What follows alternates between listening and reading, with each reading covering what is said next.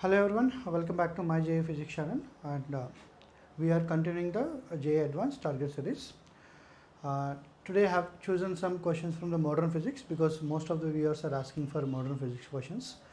And a small suggestion before going to the examination, the questions from the modern physics is always something like a formula based or concept based, but most of the times the questions will be little lengthy to read. At the same time, you may get little lengthiest calculations also, so please be careful in those two aspects, otherwise questions can be easily solved. Okay, so I'm going to bring the good questions before you, so let us see. This is the first question, so please read, pause the video.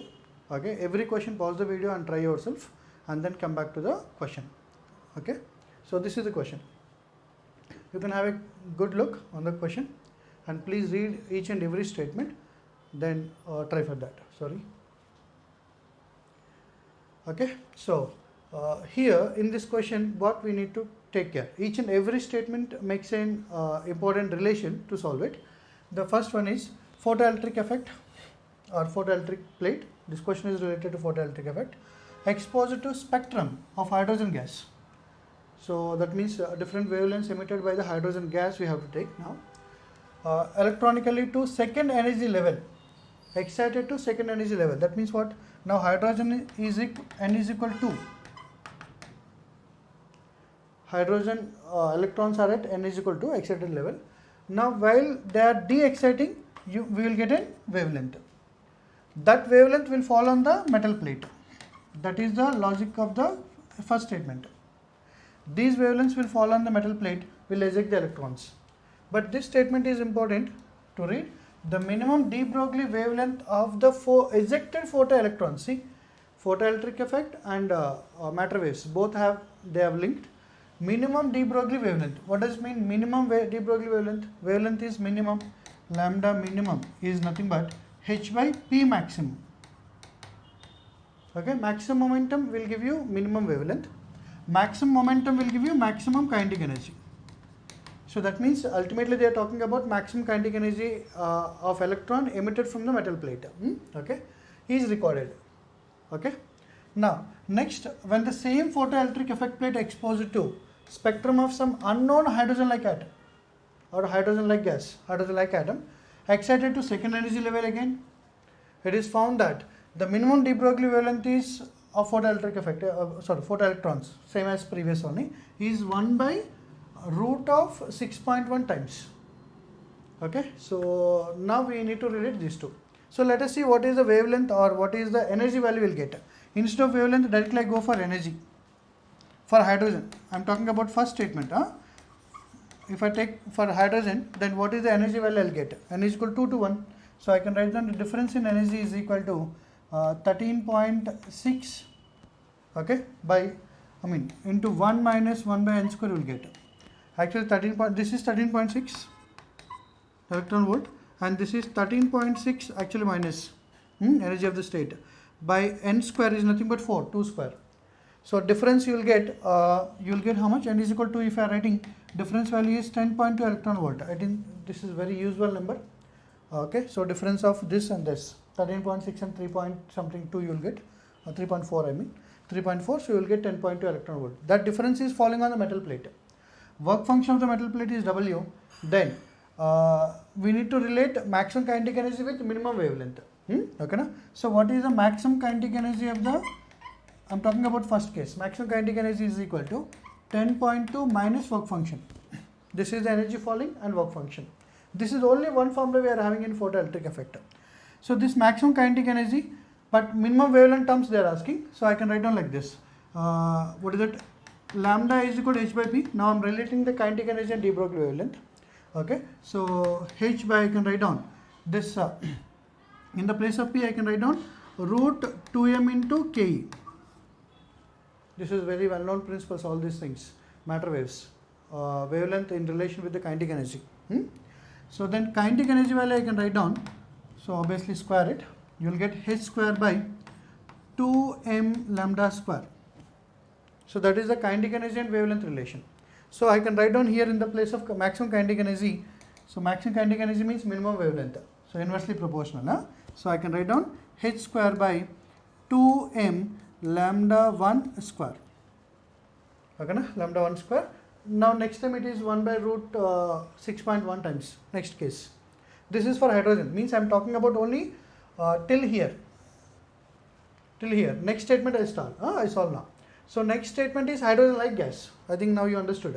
Hydrogen like gas. Now n is equal to 2, n is equal to 1. Hydrogen like atom. Gas means it's a collection of atoms.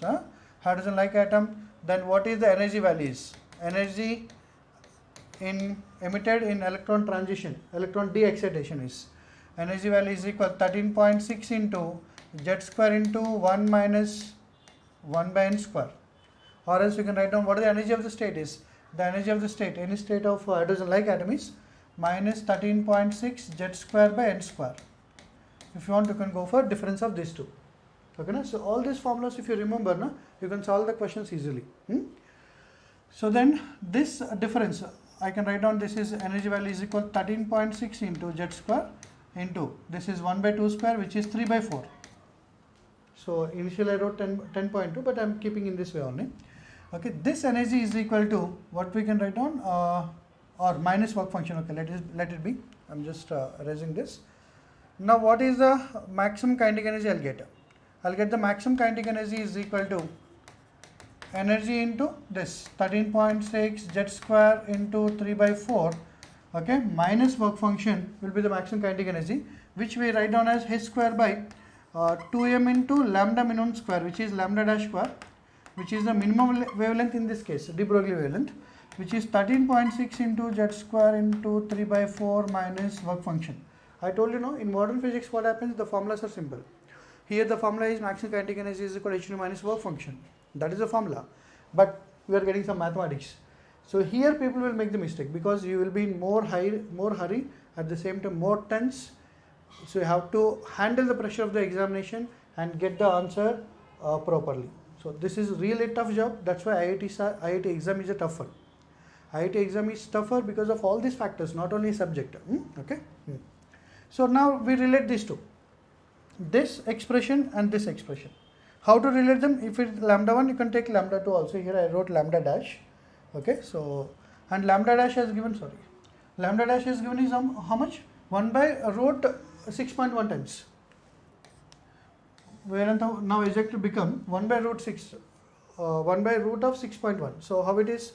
This I can write down h square by 2m into lambda 1 by root 6.1 whole square. That only is given in the question. Okay, so 13.6 into z square 3 by 4 minus work function. Okay, so this I can write down, this one is 6.1 times of h square by 2m lambda 1 square, which is equal to 13.6 z square into 3 by 4 minus work function. So now I can replace this expression with this one, 10.2 minus work function. Okay, so I can write down 6.1 into 10.2 minus work function is equal to, so I think this 13.6 into 3 by 4, I can write down 10.2, which is equivalent to hydrogen atom into z square minus work function.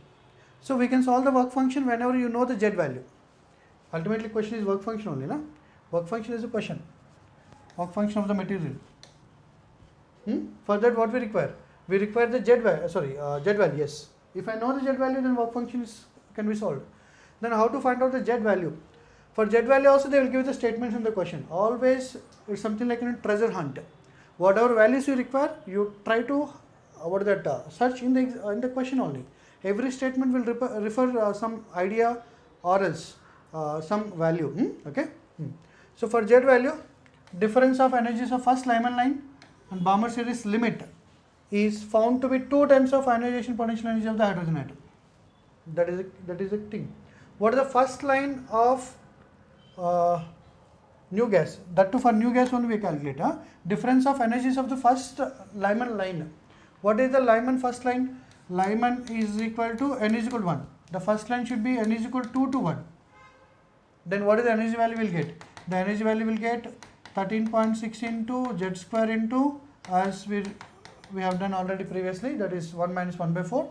So energy value is equal to around 10 point, I think I'll keep in 13.6 only because that will cancel out easily. Okay, na? So you have to see that how easily we can solve this question. I mean mathematically. 13.6 z square into 3 by 4. This is one energy.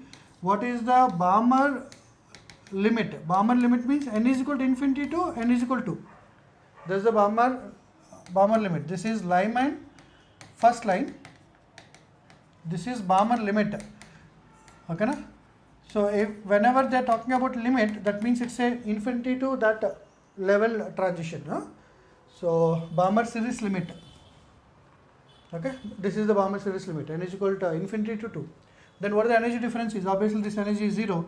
This energy is minus 13.6 z square by 2 square 4, which will be, we'll keep it in the similar value on. So what is the energy value? Energy difference 13.6 into z square by 4. Difference of these two will give you what? Difference of these two values will give you ionization potential energy of the hydrogen atom. So that means 13.6 z square into 3 by 4 minus 13.6 z square by 4 is equal to 13.6 ionization energy. All are in electron volts. So 13.6 will cancel out. That's why I kept in 13.6. Then z square into, this is 3 by 4 minus 1 by 4. It is 1 by 2 is equal to, somewhere we made a mistake, I think so. Z square is equal to this 2 by 4. 1 minute. Sorry, this is 2 times. Okay. See, even I also done a mistake. Then because I am getting root 2, that means it's a mistake. Z value should be integer. So z square is equal to 4 now. Z value is equal to how much? Z value will get 2. Once you got the Z value 2, we can solve the work function from here, which is 6.1 into 10.2.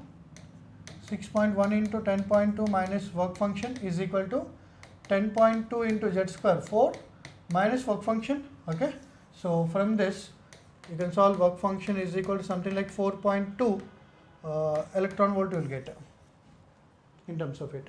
Please check the value. I think I remember like 4.2, that's why I wrote it, but verify this answer. Okay, so as it is a mathematics, I am skipping it because it's a video, so you can do it very well. This is the next question, which is a relation with the binding energy per nucleon with atomic mass number or sometimes atomic number, mass number or atomic number.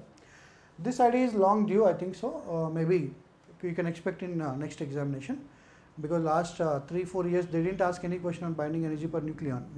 Okay, so please read the question and see the graph, and you can pause the video. Okay, so and you can try this question. So in this question they are asking the fusion and fission. Okay, so now 30 and 45 elements are what that fuse, so that Q value we have to find out. Okay, na? So remember Q value is nothing but mass of reactants, okay, na? Minus mass of products,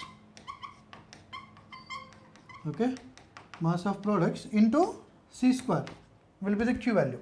Usually this is the definition of a Q value, but at the same time we can write down difference in binding energy, also with Q value. Binding energy of reactants minus binding energy of products, or binding energy of products minus binding energy of reactants, you can go anyway. So that will give you Q value. But if you want to particularly check energy released or energy absorbed, then you have to go something otherwise, because in the other 4 options you can see release energy asked. Okay, na? So to release energy, I am writing here, to release energy, Q value should be more than 0. Q value is more than 0. Now mass is easily you can identify. Mass of reactants will be more than mass of products. Okay, na? So mass of reactants, see here I am not going into the details or reasons. Okay, mass of products, because we are having the less time for the examination. So what we do is we will make some a little logically, okay, so that you can attempt the question well, correctly. So this is the one relation we require. Mass of reactants should be more than mass of products, then energy will be released. So exactly whatever mass inequality is there, you take the reverse inequality for the binding energy. So you can write down like this: binding energy of reactants. See, I am not writing the binding energy per nucleon here. I don't know how many of you observed. It's not binding energy per nucleon. It is binding energy, total binding energy of reactants. Okay, should be. So I'll take in one more color to highlight it. Less than. So I think you understood now. Okay, na? So this is the binding energy of products. Just you need to understand this particular idea. Now you will go for to absorb the energy. Exactly, everything goes reverse. To absorb the energy, Q value less than 0. Okay, na? And mass of reactants will be less than mass of products, and binding energy of reactants will be more than binding energy of products. So simple thing. If you remember one thing, you can make exactly reverse so that you will get the other phenomena, exothermic and endothermic logic. It's an exothermic reaction, Q value greater than 0, energy released, exothermic, energy absorbed, endothermic. Okay. So now we have to identify binding energy differences, but they have given the binding energy per nucleon. So we have to convert into binding energy now. Okay, that is the task. For the first question, for 30 and 45 element, what will be the binding energy? For 30 element and 40 element, what will be the binding energy? 30 means somewhere here. 30 means somewhere will be here. Okay, now this is 30. What is the binding energy? Okay, now what about 40? 40 will be somewhere here. Okay, and what is the binding energy? Clear? For 30 and 40. So how to calculate? First of all, I go with the slope. What is the slope value is equal to? Okay, so slope is equal to, I can write down, slope is equal to, now slope is equal to, see, this is 6 difference and this is 50. So I can say 6 by 50 is the slope, is equal to, now I am going for 30. First of all, 30 I am calculating. For 30, some value will get, and this is 2. Slope is some value minus 2, right? Some x minus 2 by 30. Hope we can find out the x value. Okay, na? So this is the x value I am taking. This is x value. Binding energy per nucleon for 30 element, 30 mass number. So then what I'll get? I'll get something like this: 18 by 5 is equal to x minus 2. X value is equal to 2 plus this is 3.6. I think so. Please check my numbers. I'm not good at numbers actually. Okay. So this is the x value 5.6. 5.6 will be the binding energy per nucleon for element 30. Similarly for 45 also we have to calculate. Okay. So for 45, sorry, it is 45 not 40, sorry. It 45, some other value I am taking as y. Y is the value. Then again slope is equal to how much? 6 by 50. Okay, na? Is equal to some y minus 2 by 45 will get. Same thing, only in the place of x you have to write down y, in the 30 place you have to write down the 45. So then this is 10 jar, 9 jar, then 54, 5.4 is equal to y minus 2, y is equal to 7.4. Okay, so then these two elements 30 and 45 will fuse and will give you what element? Obviously 75 element. Mass number will be 75, no? Mass number, atomic number, all are conserved quantities. So for 75, what is the binding energy per nucleon is 8. And 30 it is x and 45 it is y. Then I can say that this is x element, y element, this is z element. Okay, na? X and y and z element. So I can write down something like this: x 30 plus y 45 will give you z 75 mass numbers. Then what is the binding energy of reactants? Binding energy of reactants 30 into 30 is the mass number. Every element will have the how much binding energy? 5.6. So 30 into 5.6 plus y value 7.4. 7.4 into 45, right? 45, no? 45 is the number. 7.4 into 45, and this is the what? Binding energy of reactants. And binding energy of products 75 into how much? 8. 8 is the binding energy per nucleon for 75 from the graph. So if you calculate the difference will come 99. Obviously, what is the mega electron volt? Okay, 99 mega electron volt. Actually, I solved. So right now I am not solving the numbers. You can do it. Okay, so you will get the A option. I think your answer matches with this. and then remaining things you can check easily. So let us check. Actually next answer would be I think C. C is the answer you got, I don't know. Okay, so once verified, I will check the C. You can check the D and B. D and B you can check yourself by using the same method. Okay, just do yourself once so that you will memorize and you will understand where you are doing the mistakes also. So C is what? Fission of nuclei with mass number 150. Now it is a fission, splitting. 150 is splitting into two equal mass numbers.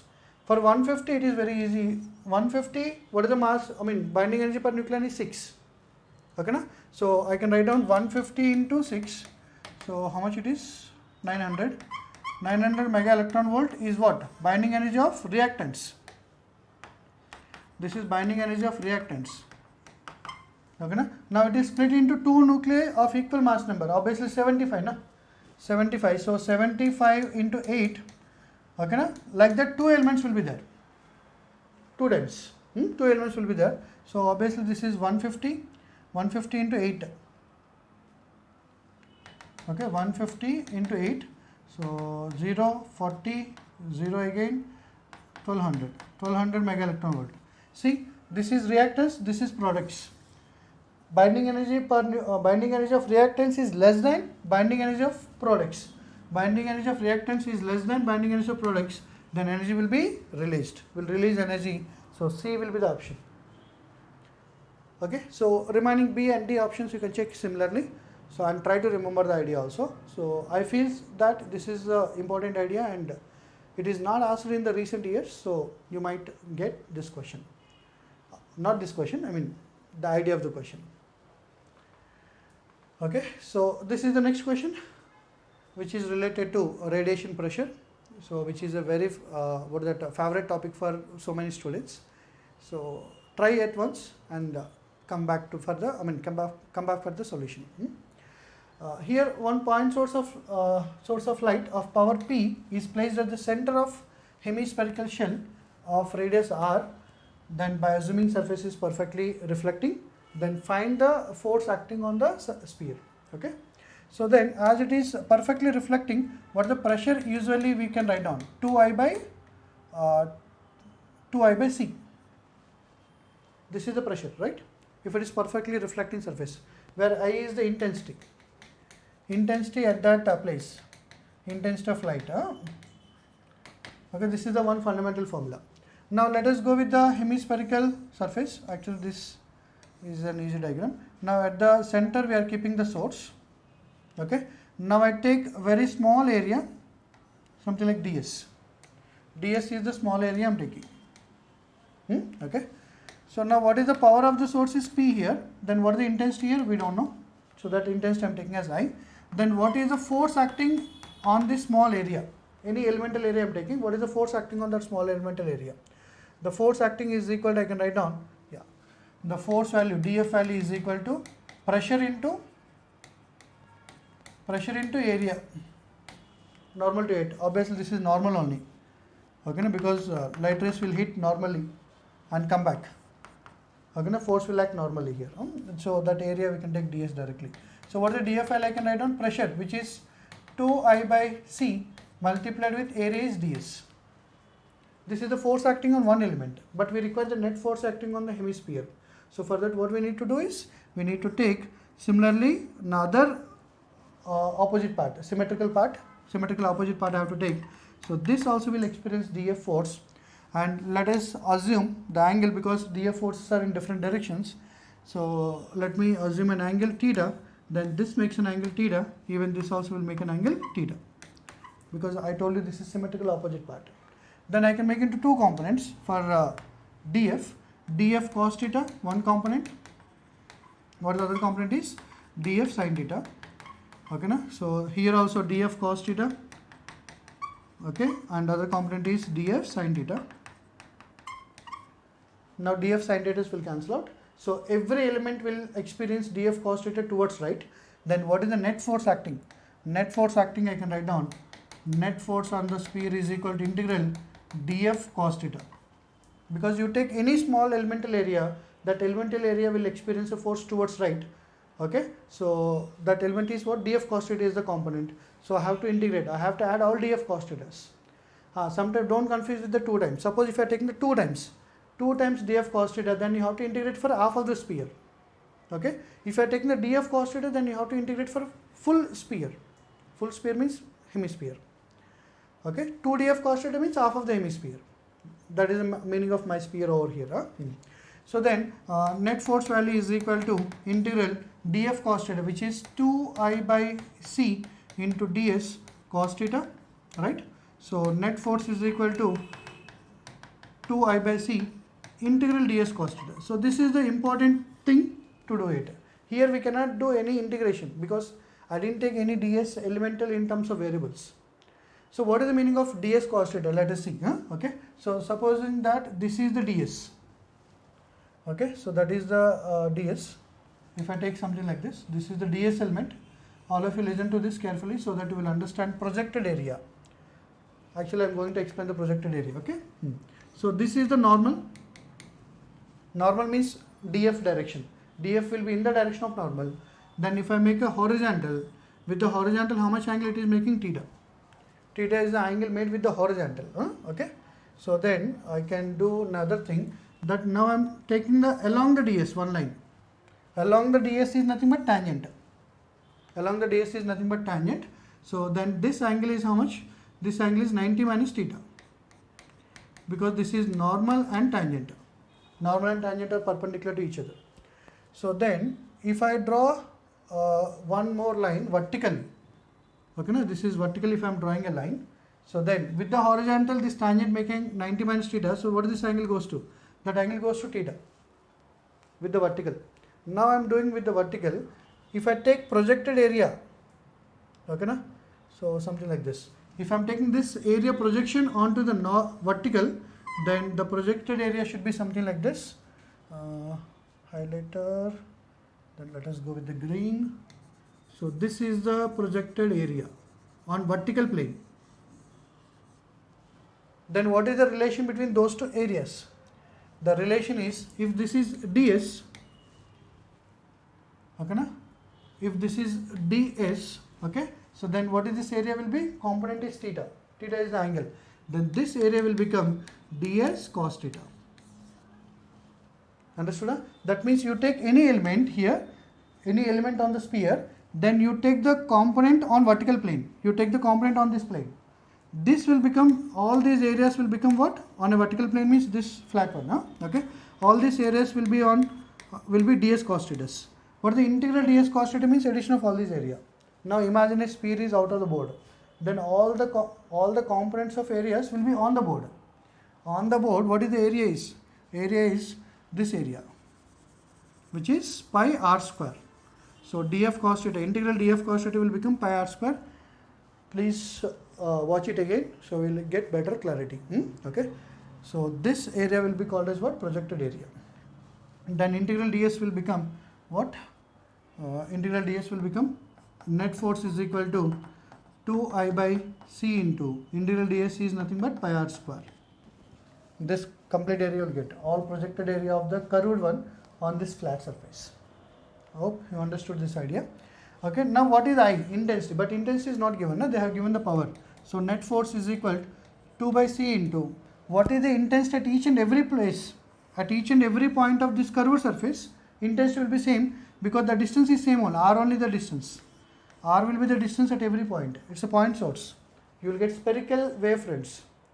Spherical wavefronts, so the energy will be distributed in the form of sphere. So everywhere on the sphere surface, the intensity will remain same, which is equal to power by 4 pi r square into pi r square.